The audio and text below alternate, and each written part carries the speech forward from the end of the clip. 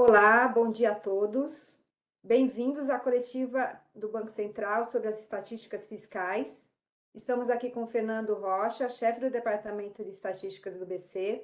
O Fernando vai fazer uma apresentação e depois abriremos para perguntas. Bom dia, Fernando. Bom dia, Ivone. Bom dia a todos. Como a Ivone mencionou, a coletiva de hoje vai tratar das estatísticas fiscais compiladas pelo Banco Central para o mês de abril, né? Então, começando com as informações que estão na tabela 1, o setor público consolidado teve um superávit primário de 20,3 bilhões de reais em abril, e esse valor se compara com um superávit primário de abril de 2022 de 38,9 bilhões, né? Ou seja, houve uma redução do resultado primário do setor público consolidado no mês de abril, na comparação com o mesmo período do ano anterior. Mas o resultado foi superavitário, e esse resultado superavitário ocorreu tanto no setor público consolidado, quanto nos seus principais componentes, que são o governo central e os governos regionais. E esses três agregados fiscais, governamentais, né, o setor público, o governo central e os governos regionais, eles registraram superávites primários no mês de abril, seja considerando apenas o dado do mês, seja considerando o acumulado do ano até abril, ou então os últimos 12 meses terminados em abril.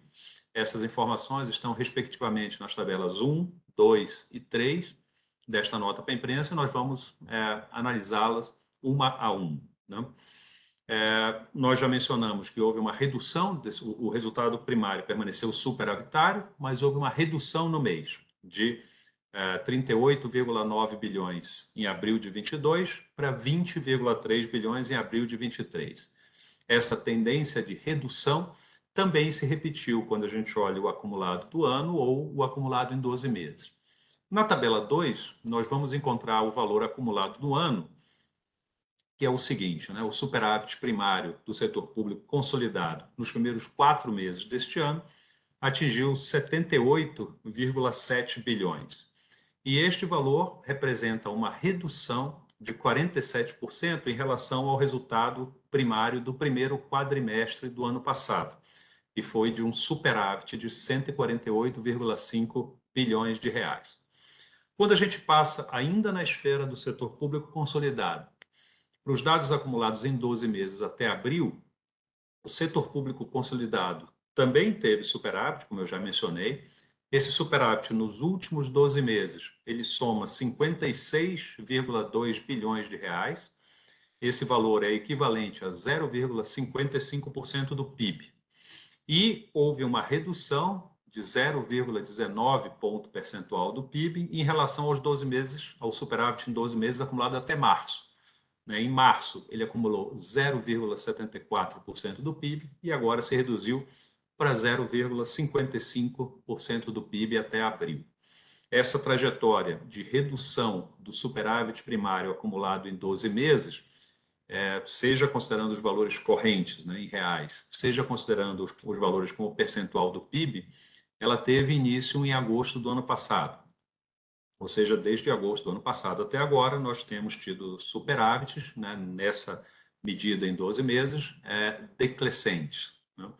Em relação a esse bom, se ela começou a diminuir a partir de agosto, né, o valor, o pico mais recente foi em julho de 2022. Em julho de 2022, o superávit primário representava 2,44% do PIB, e comparado com os 0,55% dos 12 meses até abril, há uma redução de 1,89 pontos percentuais do PIB nessa comparação entre o pico recente dos 12 meses, que foi em julho de 22, e o dado mais atual, que é o de abril de 2023. Por fim, esse dado de abril de 2023 acumulado em 12 meses, ele é o menor superávit primário para períodos de 12 meses desde novembro de 2021. Em novembro de 2021, o superávit foi de 12,8 bilhões de reais, ou 0,14% do PIB. Dessa forma, a gente apresentou os resultados do setor público consolidado, seja no mês, no acumulado do ano ou nos últimos 12 meses. Esses resultados, em qualquer desses períodos, eles sempre são superavitários, mas eles apresentam uma redução em relação ao período comparativo, né, o mesmo período do ano anterior. Passando agora para o governo central, é um dos componentes do setor público consolidado, o governo central teve um superávit primário de 16,9 bilhões de reais em abril. Esse valor se compara com um superávit primário de 29,6 bilhões de reais em abril de 2022. E com isso, houve uma redução do superávit de 43% nessa base de comparação. Utilizando os dados que a Secretaria do Tesouro Nacional divulgou ontem, a gente vai ver que nesse resultado do governo central, né, a receita líquida, quando a gente olha a sua variação real de abril de 22 para abril de 23, a receita líquida reduziu 1,8%. Quando a gente faz a mesma conta, considerando a despesa total se elevou 8,1%. Então, isso é a própria definição, uma das definições, pelo menos, de superávit primário. O superávit primário é o balanceamento entre as receitas auferidas pelo governo num determinado período e as despesas efetuadas pelo governo nesse mesmo período. Então, como a gente está fazendo a comparação e mostrou que houve uma redução do superávit primário, como as receitas caíram em termos reais e as despesas subiram, essa é a própria definição de uma redução. O superávit primário sempre se reduz se as receitas declinam e as despesas aumentam. Né? Analisando esse resultado ainda do governo central para os 4 primeiros meses do ano, né, o superávit primário do governo central atingiu 47,3 bilhões de reais. Né, isso também é uma redução. Em janeiro até abril de 2022, o superávit primário estava em 80,1 bilhões, uma redução de algo como 41%, 40,9% para ser mais preciso. E essa mesma trajetória também ocorre no acumulado em 12 meses. Né? Até abril, o governo central acumulou um superávit primário de 22,2 bilhões de reais, o que é equivalente a 0,22% do PIB. E nos 12 meses acumulados até março, esse valor era 0,35% do PIB, também teve uma redução. A outra esfera relevante do setor público consolidado são os governos regionais. Os governos regionais são compostos dos governos estaduais e dos governos municipais, e a gente analisa a todos esses em conjunto. Né? Os governos regionais foram superavitários em 4 bilhões de reais no mês de abril, mas aqui também esse valor é menor do que no período comparativo. Em abril de 2022, o superávit primário dos governos regionais foi de 10,3 bilhões de reais. Aqui também uma redução, já nesse caso na faixa de 60%. As duas das principais fontes de receita, né, dos governos regionais, uma delas são as transferências regulares da União, essas permaneceram estáveis, né, no período comparativo de abril de 22 para abril de 23, enquanto as receitas de ICMS se reduziram 7,3% em termos reais. Dessa forma, a gente tem caracterizado uma redução de despesa, de receitas na esfera dos governos regionais. A gente não tem o mesmo levantamento, as mesmas informações para o conjunto das despesas para todos esses entes, mas a diminuição das receitas é um indicador das razões por trás da redução do superávit dos governos regionais nessa comparação entre 2023 contra 2022.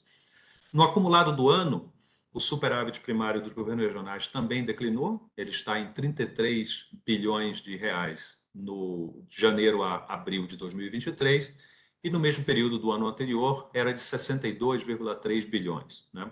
Uma redução na faixa de 47%.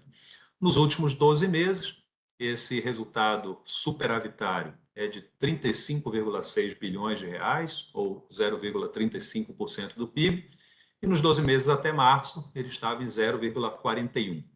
Então, em suma, né, o resultado primário do mês de abril, na comparação com o mês anterior, se reduziu. A gente já viu esses números para o setor público consolidado, e só enfatizar que houve uma redução tanto no governo central quanto nos governos regionais.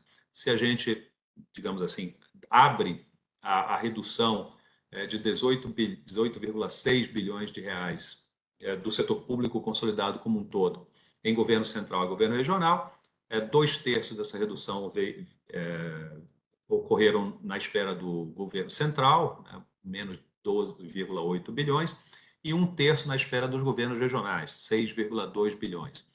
Né?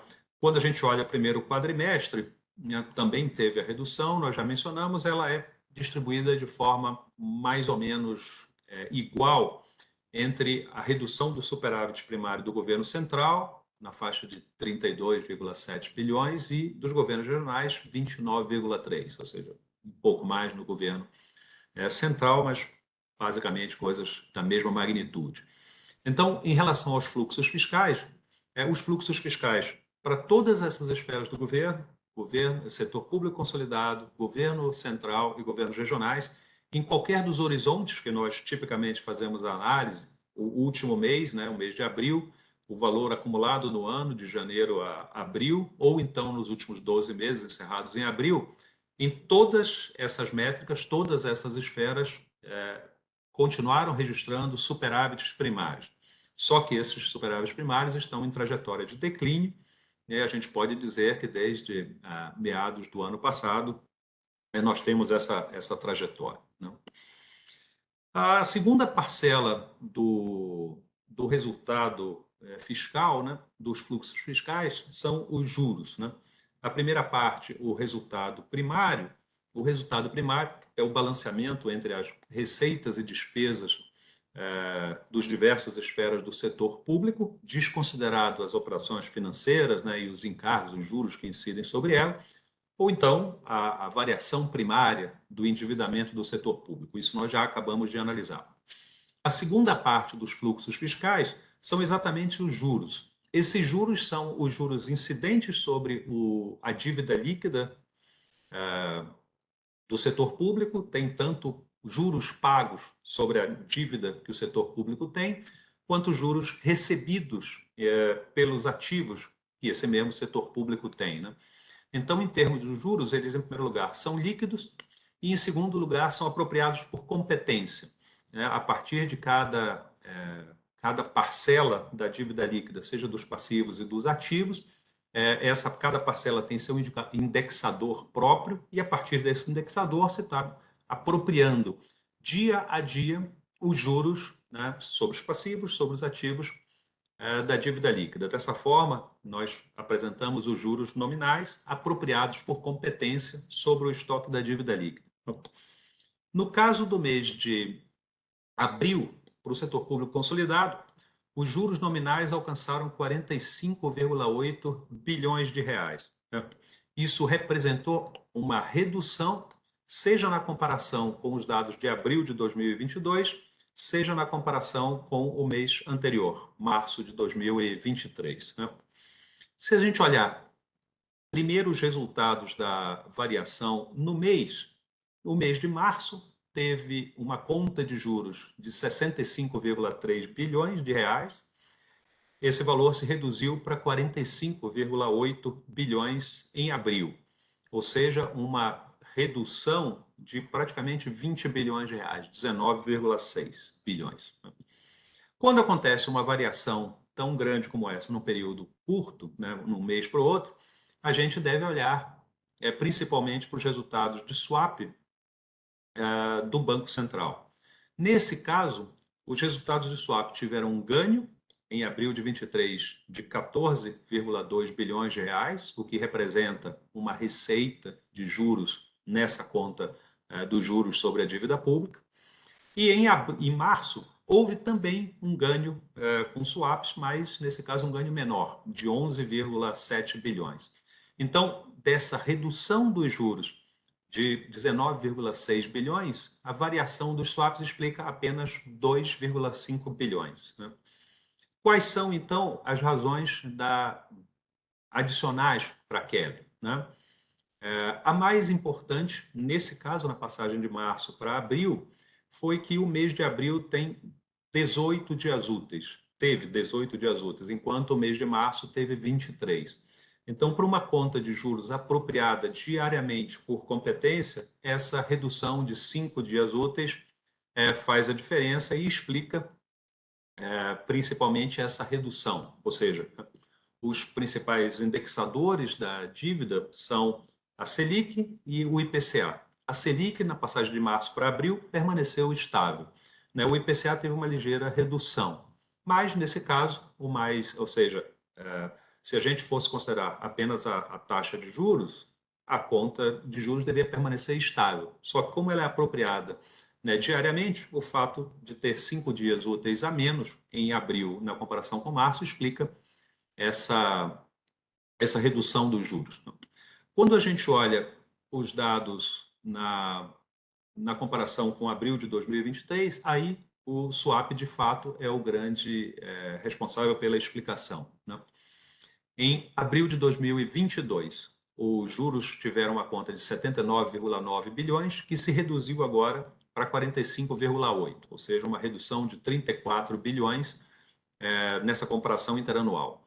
A variação dos swaps explicou 29,6 desses 34 bilhões, ou seja, a gente teve ganho de swap agora em 14,2, que reduziu a conta de juros, porque equivale a uma receita, e em abril de 22 havia sido uma perda com swaps de 15,4 bilhões, o que equivale a um aumento, né, das despesas com juros. Então, o swap explica 29,6 do total dos 34 bilhões de redução na conta de juros de abril de 23 abril de 22 para abril de 23.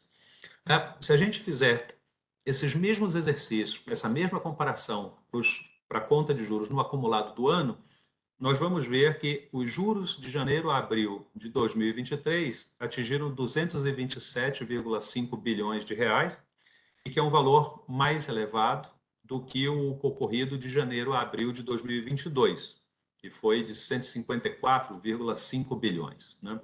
Então, a conta de juros teve um aumento de 73,1 bilhões.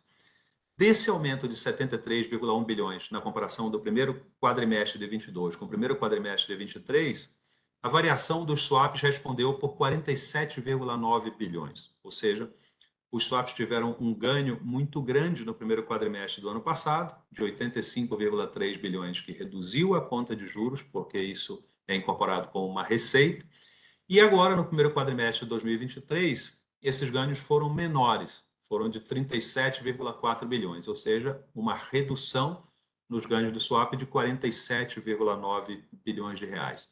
Se a gente excluir os swaps do período comparativo e do período atual, nós veríamos que, para fins, um exercício contrafactual, para fins analíticos, a conta de juros teria aumentado 25,2 bilhões de reais, ao invés do aumento efetivo que ela teve de 73,1.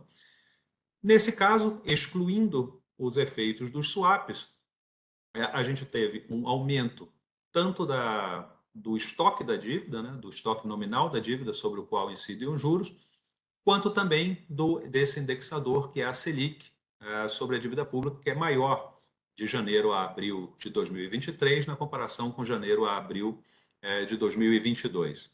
Nesse mesmo período, o IPCA teve uma redução. Dessa forma, a conta de juros tem uma tendência de elevação, considerando seus valores nominais, de acordo com seus indexadores e com a própria evolução do estoque da dívida. No caso dos juros nos últimos 12 meses, eles atingiram 659,5 bilhões de reais. Esse valor equivale a 6,47% do PIB, ou seja, quase 6,5% do PIB. E quando a gente compara com os 12 meses acumulados até março, houve uma redução de 0,38 ponto percentual do PIB, né? Em março, eles atingiram 6,85% do PIB. Essa redução nos juros nos últimos 12 meses nada é do que a transposição daquela diminuição de abril de 22 para abril de 23, que a gente já analisou nos dados da tabela 1. Bom, com isso, considerando o resultado primário, considerando o resultado de juros, o déficit nominal acumulado em 12 meses chegou a 5,92% do PIB, o que é uma redução em relação aos 6,11% do PIB acumulado até março. Ou seja, enfim, ele voltou para um patamar abaixo de 6% do PIB nos dados mais recentes. Esses são os resultados fiscais do período. Agora eu complemento a análise da situação fiscal do país com dois comentários, um sobre a dívida líquida e outro sobre a dívida bruta. No caso da dívida líquida, ela permaneceu estável na passagem de março para abril em 57,2% do PIB. Não? Esses dados estão na tabela 4. E se a gente olhar com mais detalhes o que aconteceu no mês a partir da tabela 5, nós vamos ver que o déficit nominal, né, do período contribuiu com a elevação de 0,2 ponto percentual da dívida. Ele também foi impactado de forma crescente com o ajuste cambial, ou seja, a apreciação cambial contribuindo para a elevação do estoque da dívida líquida. E esses fatores foram contrabalançados pelo próprio crescimento do PIB nominal, o que manteve a dívida estável no mês de abril em comparação a março. Se a gente fizer essa mesma comparação com os 57,2% do PIB de abril com os 57,1% do PIB de dezembro, ou seja, a dívida no ano, também permaneceu estável, teve essa variação, essa elevação de 0,1 ponto percentual do PIB, algo muito próximo da estabilidade. Quando a gente olha na tabela 17 os dados da dívida bruta, aí sim a dívida bruta teve um crescimento de 0,2 ponto percentual do PIB, ela passou de 73% do PIB para 73,2% do PIB, que é, digamos, arredondando, assim, olhando, o número real é 0,13, né? Então, esse aumento é de 0,1. Quando a gente olha os números como uma casa decimal, ele passa de 73 para 73,2. Então, esses eram os dados que eu tinha preparado para trazer aqui para a entrevista sobre a situação, sobre as estatísticas fiscais do país em abril. Eu devolvo a palavra para a Ivone para, enfim, organizar perguntas que vocês tenham. Muito obrigado. Muito obrigada, Fernando. Caso alguém tenha uma pergunta, basta acionar aqui, habilitar a mãozinha, que eu abro o microfone. Importante que vocês se identifiquem com o nome e o veículo que representam. Não tendo mais pergunta, por favor, desabilitem a mãozinha. Eu vou passar aqui para a Thaís. Oi, Thaís, bom dia, nos ouve? Vocês me ouvem? Estamos ouvindo. Então, Fernando, você comentou agora que houve um ligeiro aumento na dívida bruta no mês. Esse é um primeiro aumento em muitos meses, né? Quando foi o último? E tem como a gente ter algum detalhamento sobre o que causou esse aumento no mês? Obrigada.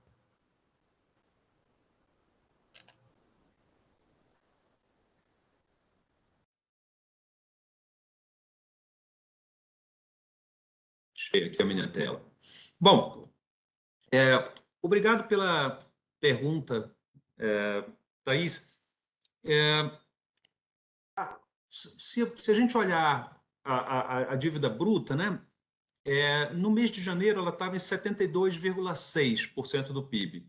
No mês de fevereiro ela passou para 73,0%, né? No mês de março continuou em 73% e agora passou para 73,2% do PIB. Né?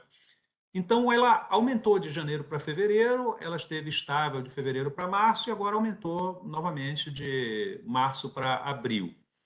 Né? Então, assim, a sua pergunta foi qual foi a última vez que a dívida bruta tinha aumentado. Né? Então, na passagem de janeiro para fevereiro, ela aumentou. Né?